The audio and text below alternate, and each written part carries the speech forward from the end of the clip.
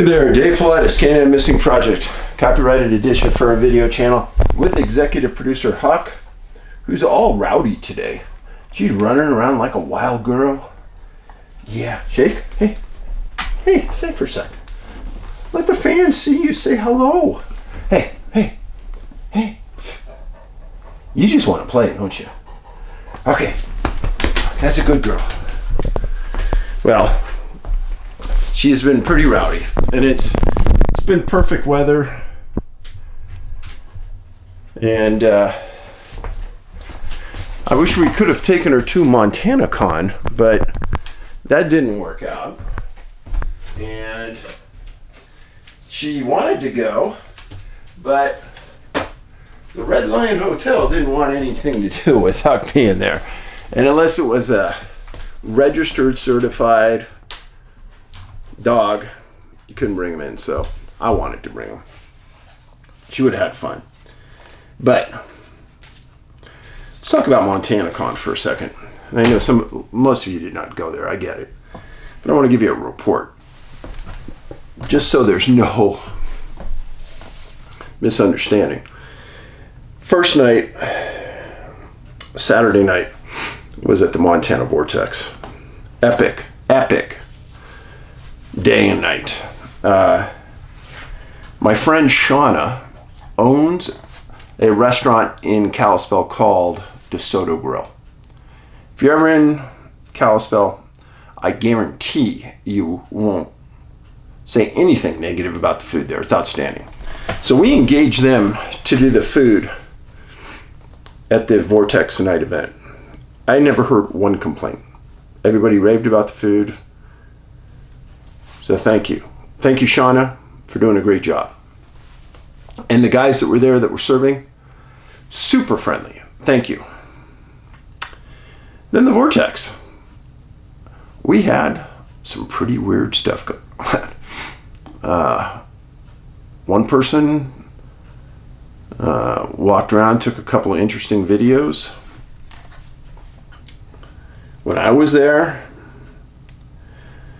yes, I was there, and there was quite a bit of I would say, strangeness in the aura at the Vortex. And I'm going to play this for you. So I was taking video.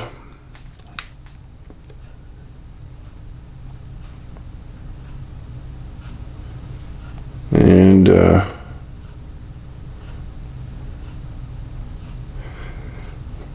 hopefully you can see this. People started screaming.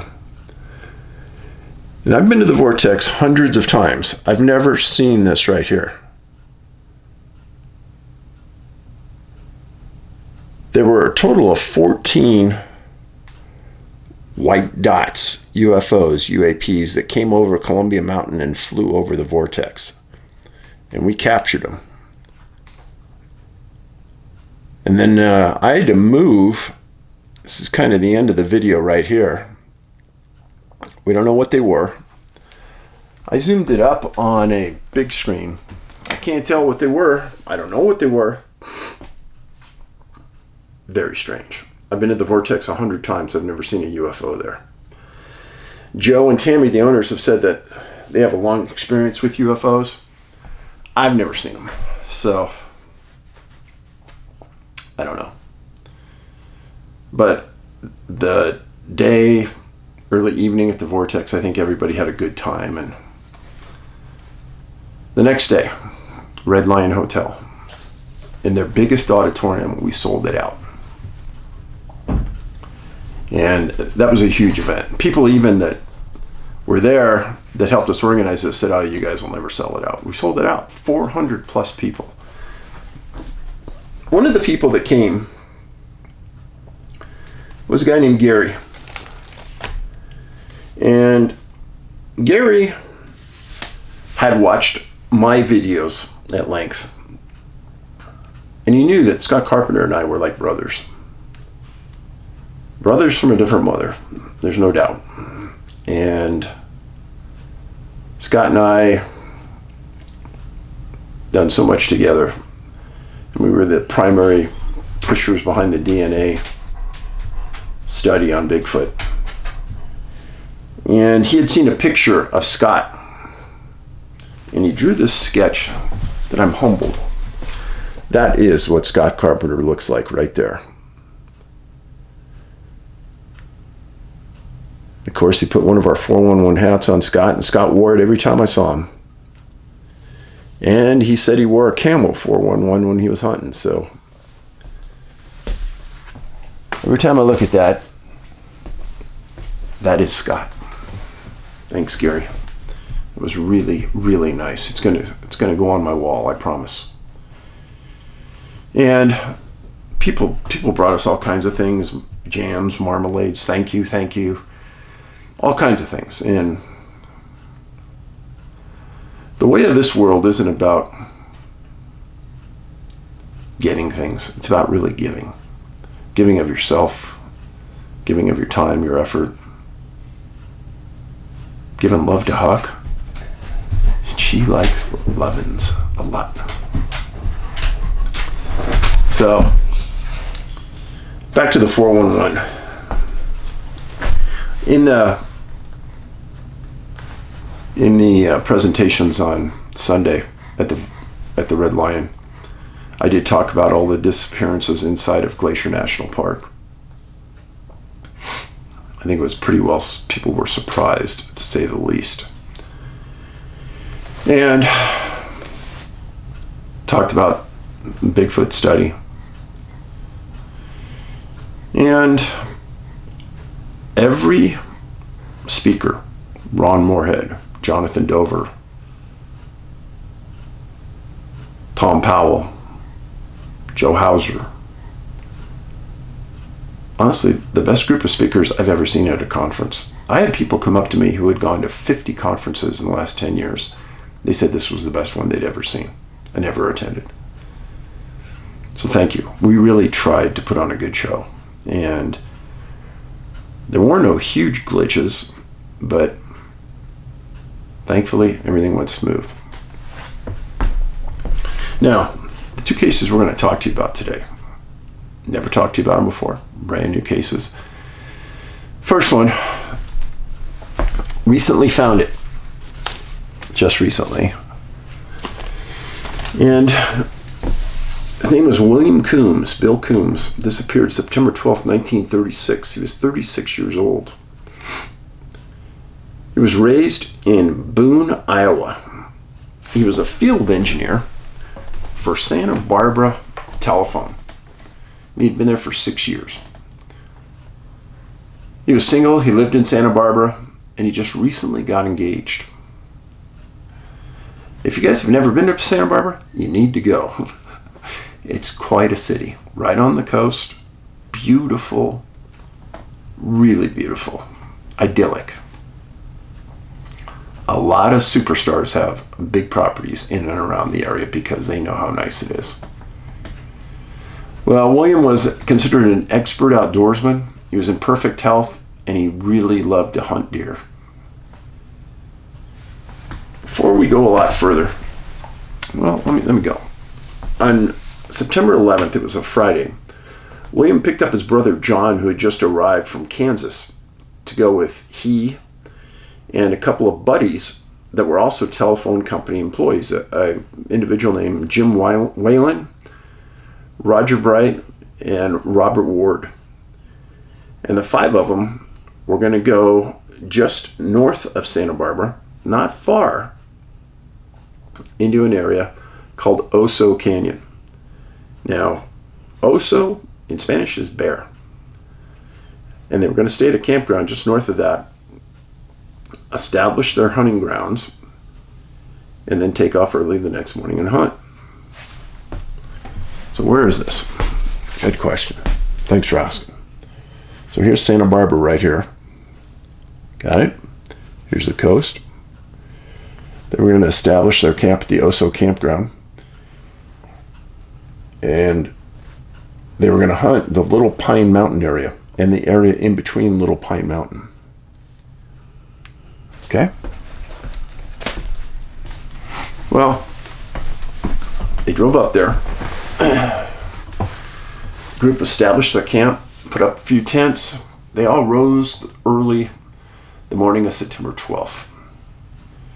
And as every hunter does, they cook a big breakfast, eggs, bacon, get all nice and full. And they decided to hunt different areas. And William said he was going to hunt and go towards Little Pine Mountain. And he had hunted this area probably 7 or 8 times before. Loved it. At 6:30 that morning on September 12th, he left the campsite and said he'd be back, and everyone would be back at 2 o'clock that day. Well, the majority of the group arrives by 2 o'clock. William doesn't arrive. Now, let's take an example. You're on your way back. It's 12:30. You shoot a deer. You may be up in the woods cleaning that deer for the next 2-3 hours. So when he didn't arrive quite at 2, they didn't get worried. But by 4 o'clock, they were worried. So they decided to split up, go up into the area where he was hunting in the search. The entire group comes back after dark. They don't have anything. So they decide to wait just in case he comes back, and they'll go and report him the next morning. Well, early on September 13th, John, his brother, leaves camp and finds a U.S. Forest Service ranger and reports his brother is missing. That ranger gets another ranger, and they start making calls. And they get 20 California Conservation Corps workers from Los Prietos to come to the area and assist him in the search. And in the meantime, other rangers are calling and getting more assistance. Well, that first night on the 13th, they search way into the night. Don't come up with anything. No shots fired. 3 shots, remember, if you're hurt and you need help. Nothing. September 14th, Dan Sattler was the telephone company manager for the company that William worked for. And he got 50 employees together to go up to the mountain and search. Well, U.S. Forest Service Ranger Ray McCormick is the man who supervised the search and rescue. Divided the people up, took different points on the mountain, looked at a map, and decided the areas of high probability, and they went out. This went on for 2 days. Essentially, the phone company was shut down for those 2 days while they were looking for Bill. In the meantime, they get helicopters, planes. No, sorry about that. No helicopters. They couldn't get those. 100 men were searching. They get 2 planes to fly over the area for multiple days. And then on September 17th, early in the morning when the 100 men are ready to go out, they get a dog that's owned by a man named George Nelson, who trained search and rescue dogs. And the dog's name was Let's Go Lady Luck. That was the name of the dog. And they decide to let that dog go in first and see what it could find. And they gave it several pieces of Bill's clothing. Now, it was a Springer Spaniel, and it had its own dog handler. That dog handler took the dog into the area where Bill was last seen, and they let it go. Dog ran around in circles. It ran about as far as they could see Bill was walking. That was it. The dog came back, and that was the end. They spent several days with the dog trying to get it interested in the area. It just never happened. Well, Bill was recently engaged to a woman named Geraldine Roberts. Geraldine was devastated. She came out to the search site and she searched with the people for 2 days. Got depressed and distraught and had to go back home. September 18th, more CCC workers arrive, and they were taken off what was called the Mono Slit Dam Project. It wasn't there that far away. And they were redirected to the search and rescue. Huck, you want to go outside? Okay, I'll let you go. Yeah. Here you go. There you go.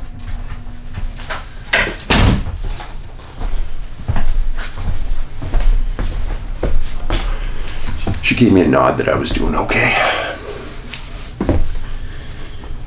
Well, these people were fresh workers, hadn't walked around the mountains, weren't as tired as the people that are already going for a week and a half.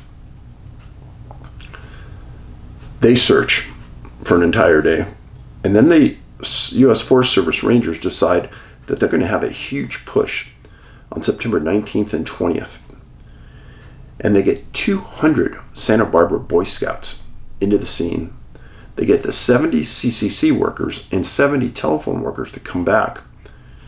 And they have almost 380 people on that mountain looking for Bill. They pushed out further than they had before, and they were looking for tracks, which they found none. They looked for his rifle, clothing. When he left, he only took 2 cans of tomato soup for the day, for the morning. They were looking for those as well. They didn't find them.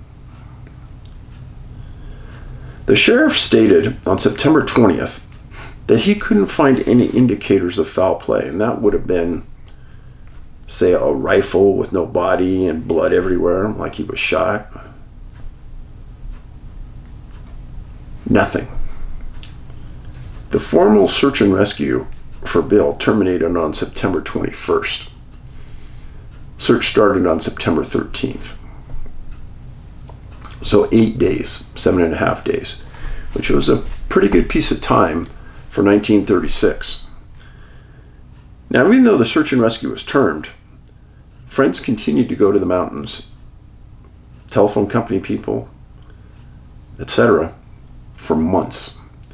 Now, this area of Santa Barbara, Upper Santa Barbara, hardly gets any snow at all, and it's very rare. So you can really go up there and search all through the winter. It gets a lot of rain. It's fertile. It's beautiful.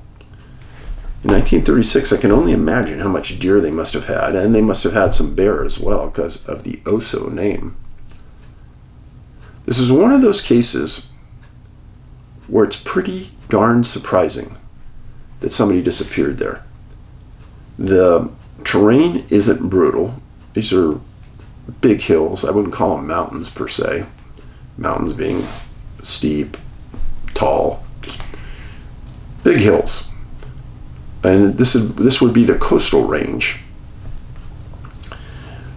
Now, Bill had worked for Santa Barbara Telephone for 6 years. He'd gotten a great reputation as a field engineer. He was smart. He was in perfect health. But the one thing is that this happened just north of the only river in the entire area, which would have been the Santa Ynez River. So the proximity of water. You have point of separation when he walked away from the rest of his group. No tracks. Canines can't pick up a scent. It just doesn't make any sense. Now, when you look at it by itself, you can say, well, maybe he just got lost. Well, that's a problem because he had scouted this area probably 10 times. Now, hunters have a habit of going up into a hunting area before they arrive, like a month before, and they scout it and they see where the deer are at. Sometimes nowadays they'll leave game cameras up and they'll go in and try to look at the camera and see what kind of deer are hanging around certain areas so they don't waste a lot of time hunting an area where there's no deer. Now, in those days, they would go up and they would just look for scat tracks. So Bill scouted. He went up and hunted for at least 8 years before this disappearance. He kind of knew the area like you and I may know our own neighborhood. And friends said there's no way he would have disappeared. Sheriff says there's no foul play. His girlfriend never heard from him again. The Santa Barbara Telephone Company never heard from him again. And I went forward 10 years and his body was never found. Bill Coombs, 36 years old, where did that man go? Next story. Next story was given to me by one of you, a villager. So I appreciate that. And I probably would have never found this story without you guys telling me about it. It's a good one. And for the people in Florida, pay close attention because it's a Florida case. And I don't have a ton of those. His name was Captain Henry Earnshaw, 69 years, missing December 13th, 1980. Married, and he lived in Naples, Florida. His parents were born in England, immigrated to the United States. At the time of the incident, December 13th, 1980, he was a retired carpenter, and he had built 2 fishing boats. This is what I find interesting about this story. This is a picture back when he was running his fishing boats, and he called himself Captain Henry. And he would take people out in Florida during the winter months on his homemade fishing boat and take them and go for kingfishers. I actually read articles going way back that talked about his fishing escapades and his abilities, and he was good. And people always said they got limits. He would go out 3 months every winter, and his boat was called the Sunfish. The Sunfish 1 and the Sunfish 2. He had advanced carpentry skills, and he built a boat, and he built a lot of other things as well.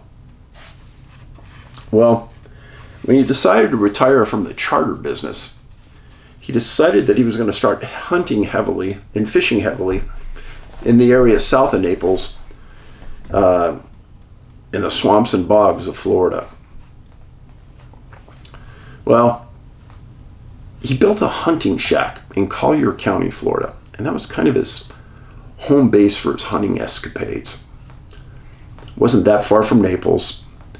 He also built a swamp buggy, and this would take him through the swampy areas and bogs.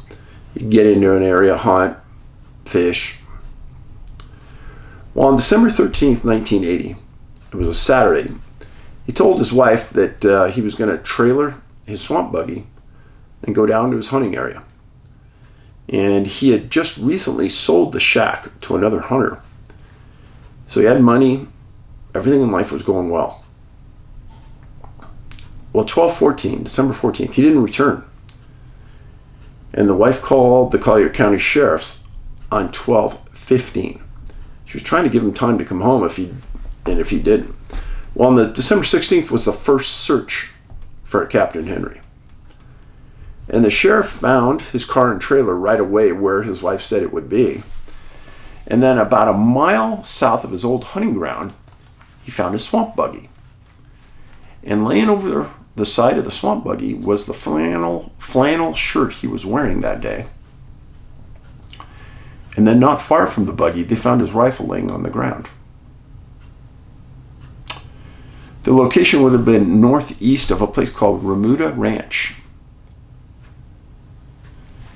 And right now, it's right near the Island Resort. Kind of give you an idea where it is. This is Everglades City. This is Naples. It's a campsite where he disappeared in 1980.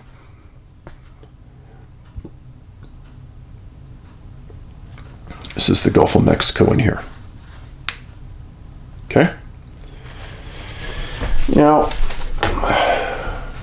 Captain Henry, well, not only a good fisherman, but this was an old photo of him when he killed the deer, and you can kind of see his swamp buggy over here. Killed the deer and was cleaning it out. He knew his sport. He knew what he was doing, and he knew this area quite well. They said that the swamp buggy was in good operational order, and there was no reason for him to walk from it, if that's what happened. The Collier County Sheriff was a man named Chuck Whidden, who actually knew Henry.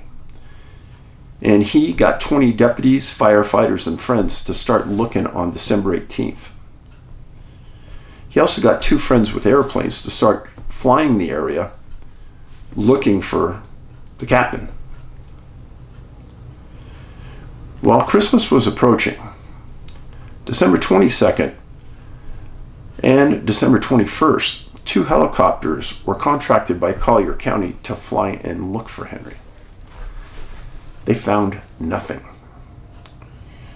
Some detectives from Collier County started to contact the resorts and things in the area, other businesses, and they wanted to see if they had seen maybe Henry leaving the area in a car, if there were other people around that day, if there was any suspicious activity, if Henry was acting odd. It was no to everything. And that was odd. The sheriff stated that Henry knew this area better than anyone he knew because he'd come here so much. The sheriff said he couldn't find any evidence of foul play, and the detectives were mystified by the case. When I start hearing that word mystified, it makes me really start thinking. It makes me start thinking that, where'd he go? If the detectives and the searchers can't find him, and in that area of the swamps, you can't go far by foot. If you can't go on foot on ground, there's only other 2 options. You either go into the ground or you're going up in the air. I'm sorry, that's it. Well, on December 31st, the search and rescue was terminated. Nothing additional was found. No tracks leaving the area. They were at a dead end, and they informed his wife, Catherine. March 10th, 1981, about 3 months after Henry disappeared, the family of Henry's took out a newspaper article, and it was signed by Catherine Earnshaw, the wife, and 2 sons, thanking the searchers for an extraordinary effort and goodwill in trying to find their husband and dad. Also in 1987, Catherine died, the wife. That same year, there's an article about Henry and the multitude of search efforts that had gone on over the years to try to find him. Now, Rodney, one of his sons, was interviewed and made many attempts at finding his dad, never found anything. Henry loved everything about the outdoors. That's why he loved fishing, he loved hunting, and he obviously died in his realm. But you got to ask yourself the question, if you're satisfied with the search, you're satisfied that the person couldn't walk out of the area, where'd they go? And you're satisfied in the explanation from the search and rescue that there was no foul play, and the detectives didn't feel there was, where did he go? Now, in this incident, there's water everywhere. He was armed, so he was no easy target. There's no tracks leaving the area of the swamp buggy. Sheriff stated that he was mystified. No blood anywhere in the area. And Henry knew the area too well to be lost. Now, he was 69 years old, but he was in perfect shape. He didn't have any medical conditions. His friends and family never worried about him. He was a man with outdoor ability. In my mind, looking at the photos and reading about his history, he's probably one of the few people that could have lived off the land for days. And with the multitude of helicopters and planes flying over, if he was alive anywhere in that area, they would have seen him, which they didn't. So now you have 2 hunters in 2 very different areas. The coastal mountains of California, the swamps of Florida. One man young in the prime of life, one man old near the end of life. You cannot explain these disappearances. At least I can't. And when you look at Captain Henry in his younger years when he was running charter boats, and you compare that to the older days when he was hunting deer out by his shack in Collier County.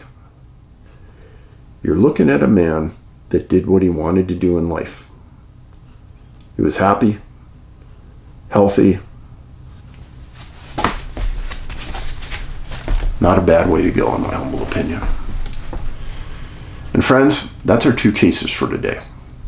2 cases you've never heard of. 2 people that disappeared off the face of the globe, were never found. And 2 stories that really everyone forgot about. In Henry's case, his wife had died, one of his sons had died. There's a question whether still one son may still be alive. In William's case, sadly, he didn't have any wife, didn't have any kids. I'm sure his brother has passed on by now. In any event, I'm humbled that you're here and you're watching, so thank you. And please share this video with people. I'm going to have some special uploads for you in the near future. And lastly, some people have been posting lately, I believe it was a Telegram account, on here and on other sites associated with me, impersonating me with that Can-Am logo. I don't have a Telegram account. I don't have an Instagram account. So if you see people impersonating me, they're scoundrels, crooks, trying to steal your money. Stay away from them. You have my apologies. I wish I could do something about it, but I can't. There's too many idiots in life. And when people don't have the brain to go out and earn a living honestly on their own, they're going to try to prey off of you and me. And that's what these people are doing. So be careful. My website's NA, like North America, NABigfootsearch.com, and the missing person website, Can-Am Missing, like Canadian American, CanAmMissing.com. Online store, NABigfootsearch.com. Buy my books. Do not buy them on Amazon. Please don't buy them on Amazon. You'll pay 3, 4 times, 5 times what I'm charging on my website. So, and you can get a signed poster from me. Just ask. And the posters are for sale on our website. Hats are for sale. I'm humbled that you're here. So be safe. Enjoy the fall. Paulides out.